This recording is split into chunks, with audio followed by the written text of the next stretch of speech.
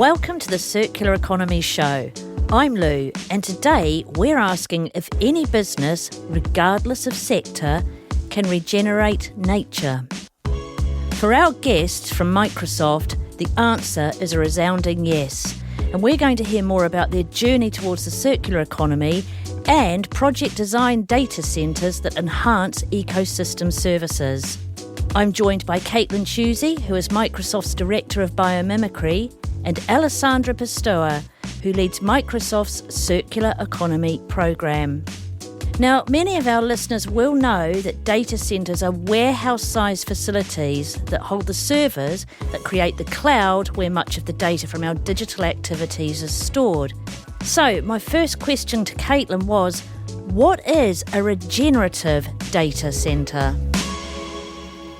I want to preface this by saying regenerative data centers are a technology that we're working towards.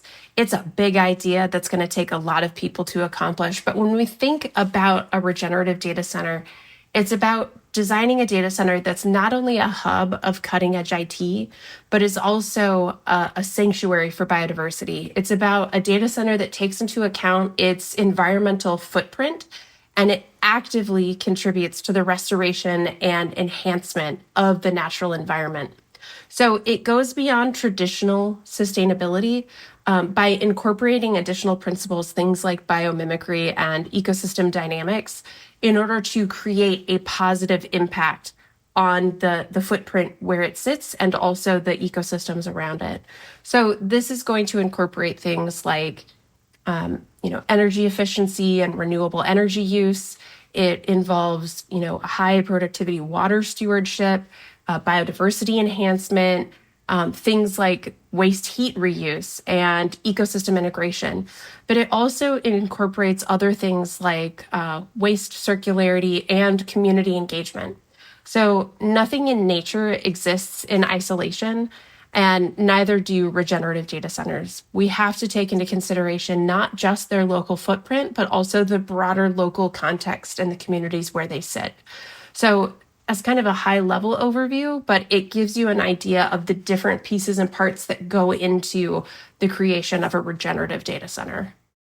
So what does your role as Biomimicry Director entail, and why do you think Microsoft has created this position? Yeah, so my role entails quite a lot of things, a good number of things, but it's really about looking at our technology through a new lens and asking the question, what if a data center could be not only a hub of cutting edge IT, but also a sanctuary for biodiversity? And so that means looking at our data centers from a number of different perspectives, everything from how they use water or to how they support biodiversity.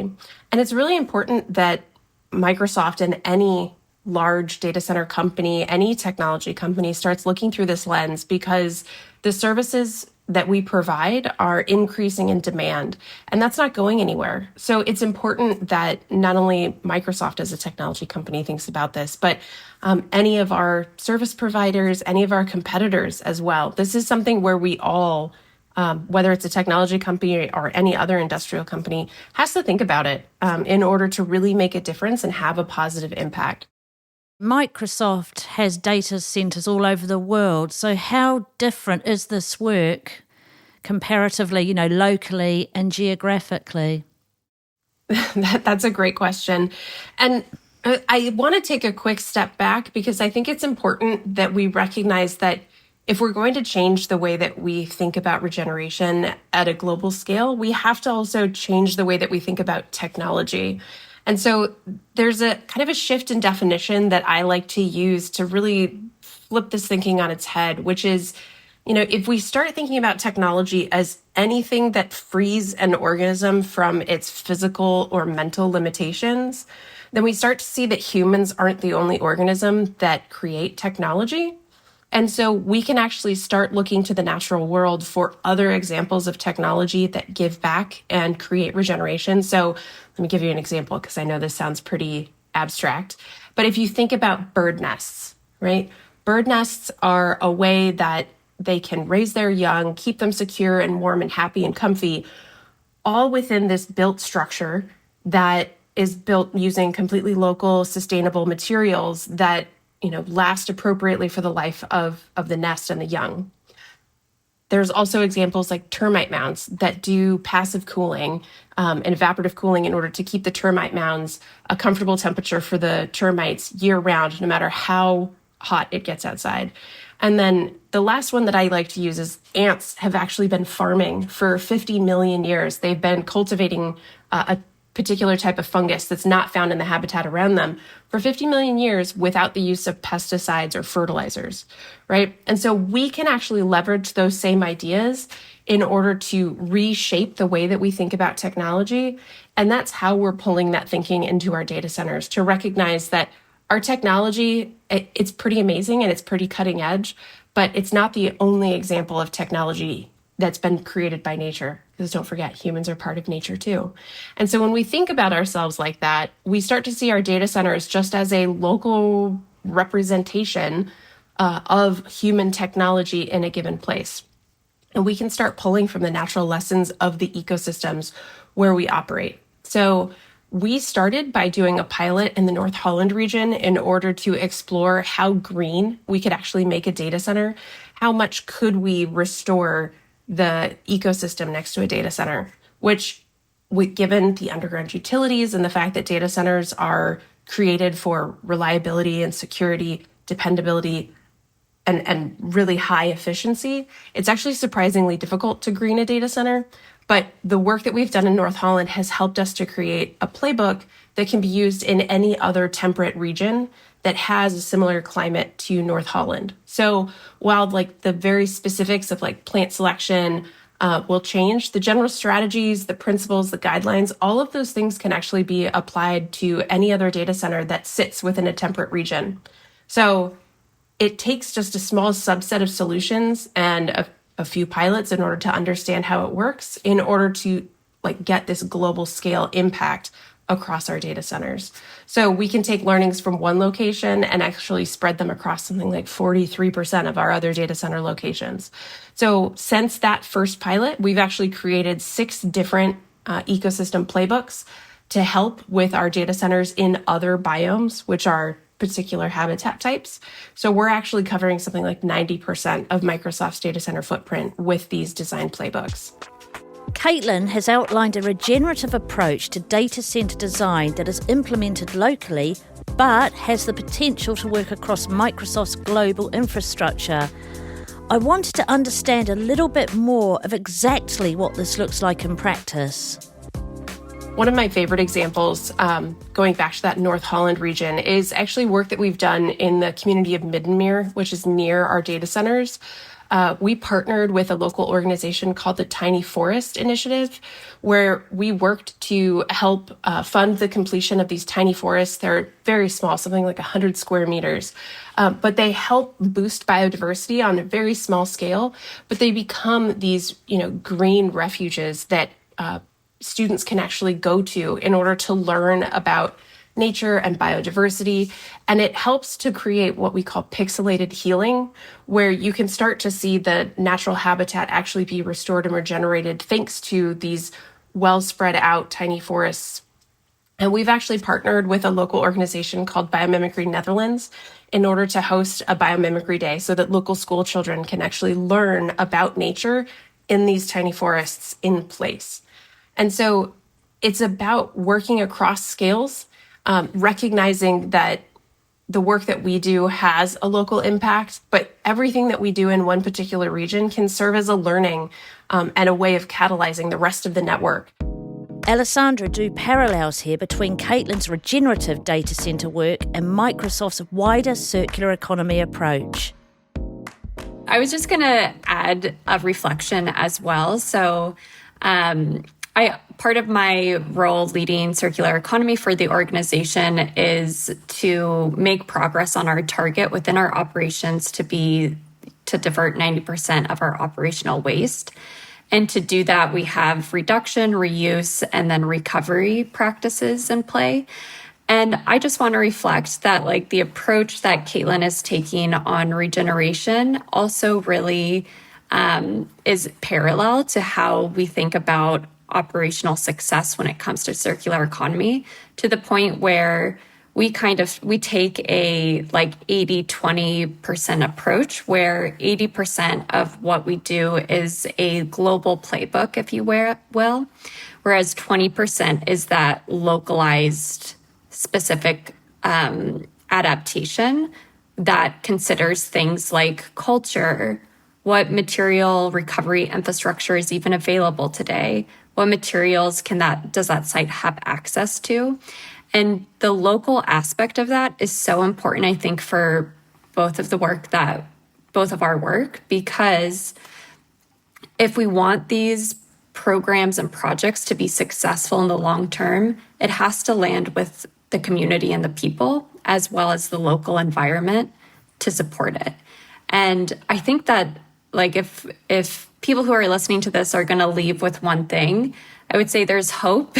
If you're in a global corporation, there's hope that there's aspects of any circular economy program, which includes regenerative programs, can be standardized, but you will always have to have some type of local specificity. And that, I think, is what makes these programs so exciting, because you can make it reflect the people who live there and the ecosystem that you're in, which adds a little more like interest and longevity to the programs. Kaitlin has outlined a vision where technology infrastructure, including data centres, could be part of regenerating nature. I wanted to understand from Alessandra whether this mindset and approach is influencing Microsoft's wider approach to the circular economy. When I consider Kaitlin's conversation around like, how do you bring together nature and technology? Kaitlin does a lot of work that looks at the data center building itself and how it embeds into a local ecosystem. I spend a lot of my time looking inside our four walls at the actual like technology and servers that flow through our data centers. And so while it's really easy to think about like a food system being regenerative, or even like an ecosystem providing better services for the local community, I think it gets a little bit more challenging to think about how does a technical or technological process become regenerative. And I would say we're considering what that can look like for Microsoft, or really any technology company, by taking the like general architecture of nature and biomimicry. I was reading through EMF's website just the other day, and you all had a really nice sentence that was like, when a leaf falls from a tree, it feeds the forest. Yeah. And that to me really kind of embodied the approach that we're trying to take. Like, when a server gets decommissioned, how can it feed a technological system? And so while it's hard to make like a one-to-one comparison of like a leaf and a tree in technology and how it feeds the broader system, that's the general approach that we're taking to it, so that we can get out of this like linear model of material use and get into a model that's more circular and self-sustaining. So what sort of work is this going to entail? It's obviously going to take a massive shift, isn't it? Yeah, I think it's a total change in the way that we operate internally, as well as partnering with other companies to build a circular system. I can share one example of how we're changing our processes internally. We have these facilities called circular centers that sit right next to our data center facility. And within circular centers, we pull off the decommissioned servers and we harvest parts from those servers. So these parts could be used to repair a server that something is broken or needs an updated version, whatever it is. So we can repair the servers, and that's in essence a way of like feeding our technological system to extend the life use of that material.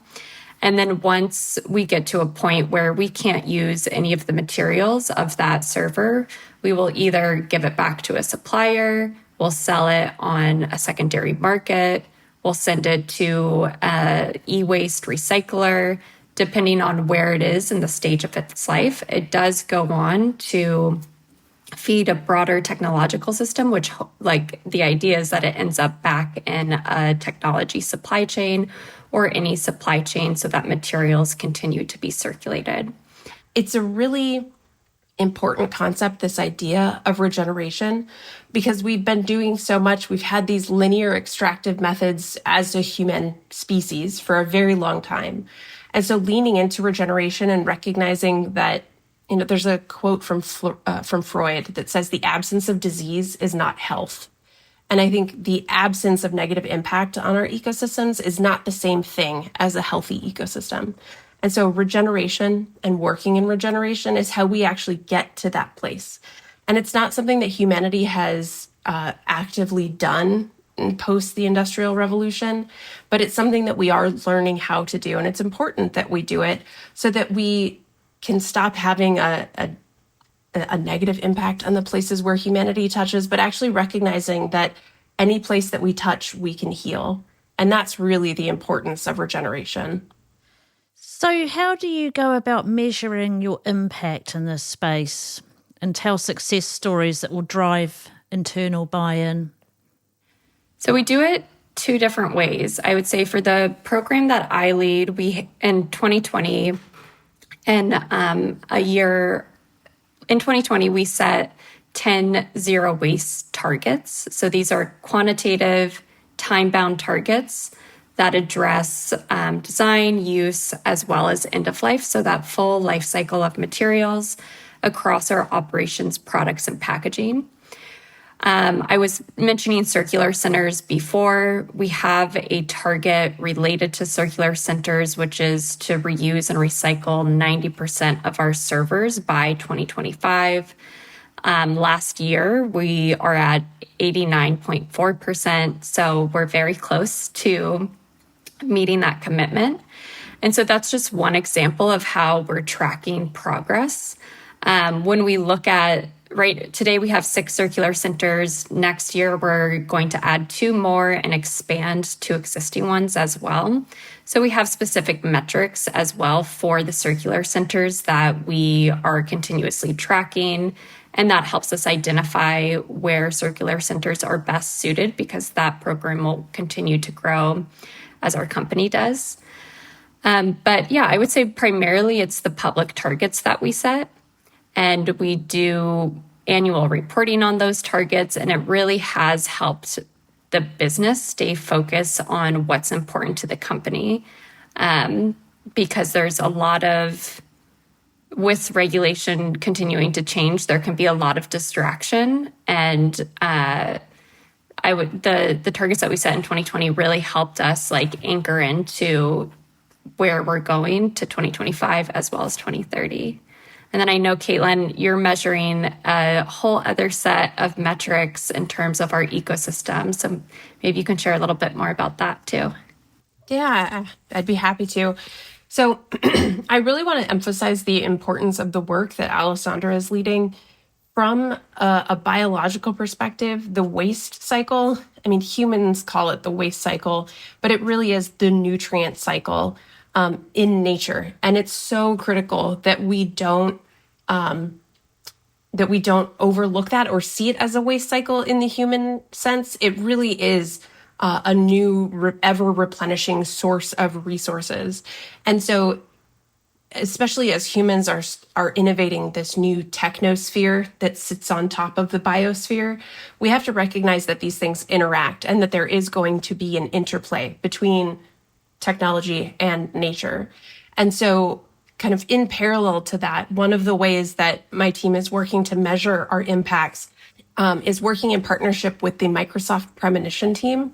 So our Premonition device allows us to do real-time biodiversity monitoring using AI on our data center campuses. And we're actually deploying the device in more places in order to get a sense of how are we supporting biodiversity in our data centers, and how can we actually track and monitor and make this tool available to other organizations so that they can have a better understanding in real time how they're functioning. And to me, it's a really exciting example of how we can use high tech in order to support a high nature, high thriving, high health ecosystem. It's really costly and complicated to do ongoing biodiversity monitoring. If you imagine an ecologist or an environmental scientist having to go out to a particular place and count individual species over a long period of time in terrible weather, especially if you've got a large land area to cover, that's really time intensive and it's really complicated. But leveraging our premonition device, we actually have the ability to do continuous real-time monitoring, and we're building out additional models in order to get a better sense of other species. Right now, we're looking at flying insect species, which are a great correlate for overall biodiversity, but we're looking at adding in additional capabilities in order to measure other types of organisms in the same habitat and get a more complete picture of what biodiversity is actually doing on a particular plot of land. But that can help to really serve this, recursive circular model in order to say, hey, this is the biodiversity that we're seeing. Let's compare this to a healthy, intact habitat and say, does this measure up compared to what we would expect to see? And then we can actually start to do adaptive management on a data center site and start to really shape that ecosystem to make sure it's as highly functioning as what we'd see in other habitats. And we can do that using a methodology that actually quantifies ecosystem services. So ecosystem services are the benefits that humans derive from healthy, intact habitats. So if you think about whenever you take a walk in a forest and the air smells clean and you hear the birds and it's really beautiful, the air is fresh. Those are ecosystem services that nature is providing simply by being. And so humans can actually learn to emulate those ecosystem services that are produced by nature and start to make them ourselves intentionally. So we're incubating a methodology in order to measure those ecosystem services. And our preliminary models show that we could actually retain about 75% even while having a data center on a particular plot of land. So there's a number of different ways that we're measuring biodiversity and a number of our other climate goals. And it's really about what data do we have and then pushing into those edges to recognize, ecosystems are complex. How can we innovate new ways to get a better understanding of them so that we can do better every day? And I'll add to something that Kaitlin just mentioned around technology use, reminded me that we have an interesting use of technology for our circular centers, which we call intelligent routing. So not only are we tracking how many servers are reused versus recycled, but we're also looking at once a server comes off the line, where should it go next? And what is the next best use of that part or of that server? And that's what we call intelligent routing. So it's becoming not only a tracking and monitoring exercise for Microsoft, but also how do we enable technology to help us understand the next best use of a material and which considers how to optimize for environmental impact, meaning we don't want to ship a part halfway across the world. Instead, how can we keep it more local to reduce the carbon emissions and send that to a place that another data center that needs that part because they have a server that will need a repair pretty soon. So I think that's also a unique aspect of the type of work that we're leading, not only to build better technology in the broadest sense of how do we build buildings, but also how do we use software programs to help us do it even better than what we were before. Finally, I wanted to hear from Alessandra and Kaitlin what was the one thing they wished they had known before starting this journey. So I guess what I wish I had known before I started this work, I wish I had known how many people were aching for this type of work. I wish I had known how many people were excited and enthusiastic and waiting for the permission, the business case, the reason, the excuse to do it. I feel like everywhere I've tried to do a project, I've learned about the secret passion that people have for nature and the world around them. Whether that's, at one data center, we were working with security, and folks were like, Microsoft has really high security standards. You got to make sure that you talk to security. It might be kind of challenging because we got to make sure that we really maintain that security for our data centers. And so I was a little nervous. And then I talked to our team of security experts, and they were like secret gardening enthusiasts who couldn't wait to help problem solve and figure out how they could help. And there was another gentleman who reached out, and I was a little nervous. I was like, oh, he seems to have maybe a health and safety concern about something on site. And his health and safety concern was that there were oyster catchers laying eggs in some of our newly planted areas, and he wanted to make sure that the birds were okay. And so, it's this secret passion that, I think sometimes, I talk about nature and technology from a very different lens. And so sometimes I can feel a little hesitant to get into my full philosophy about nature because it's a little different, and that can be a little vulnerable feeling at times. But I wish I had known early on that there's actually a ton of people who have that same love, that same passion, that same desire to take care of the places where they live. And I think it really would have given me permission sooner to share these big, bold ideas, to talk about them more broadly, because people want to take care of the places where they live. There's a deep passion for them. And so, I guess I wish I had known, and I hope other people are starting to see that there's other folks out there who want to make sure that, the world is healthy and thriving, not just for humanity, but for the more than human world broadly. I think we can do a lot of really good work when we realize that we've got allies and collaborators and co-conspirators in this space. I love that, Kaitlin, because it really does take a village, and in our case, it's a global village of people to get this work done. And there is a shared common ground of wanting to care for where you live or your neighborhood or even your street. Like, there's an access point that all of us have in connecting to one another about nature. So we really try to center that in our conversations internally, as well as working with partners externally. I think I wish I would have known the importance of considering other people's business priorities as well. So when we first set our sustainability commitments in 2020, it was really forward on these are the commitments that we have, and this is how we want to be sustainable, which was really great. But when it comes to executing on the commitments, it's important to understand what's important to your colleagues. Even if, they care about nature, they also have a business priority. I think data security is a really great example, Kaitlin.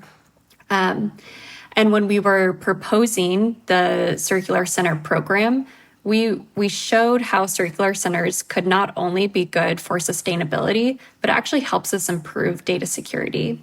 And that was one of the big reasons why the program has taken off, I think, because we combined those two and showed how it fits into our broader company story and meets or achieves multiple priorities that the business has. And that really united our colleagues, our leaders under this idea and operational execution around circular centers.